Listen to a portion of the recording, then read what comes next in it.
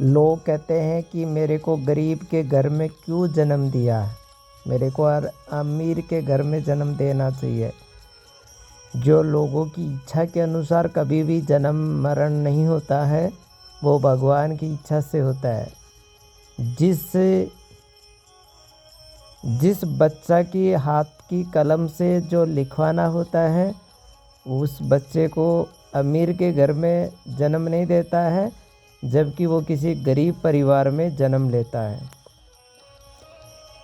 गरीब परिवार के जन्म लेता है और वो एक दिन भविष्य में आगे चलकर उस इतिहास के पन्नों में छपता है, जिससे कि पूरा संसार उसको जानता है, उनके माता पिता का नाम रोशन होता है, इतिहास उसमें उनके लिए साक्षी बनता है। समय के कालचक्र में जो अमीर के घर में जो बच्चा जन्म लेता है, वो बच्चा कर्म कम करता है और वो उस कर्म के चक्कर में और परिवार का इतिहास उस संसार से मिट जाता है। जबकि एक गरीब परिवार में लिया हुआ बच्चा जन्म, वो इतनी खून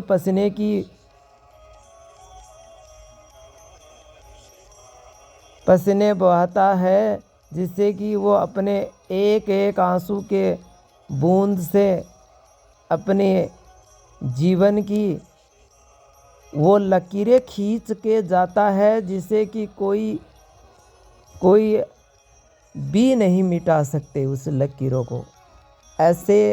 ऐसे माता पिताओं को भी धन्यवाद और ऐसे बच्चों को भी धन्यवाद। और इतिहास की जो भगवान के इतिहास में लिखा गया जन्म को बहुत बहुत धन्यवाद होता है। इसलिए भगवान चाहता है कि मेरा जो स्वयं का बच्चा किसी गरीब परिवार में ही जन्म ले, अमीर के घर में वो कभी नहीं लेता है।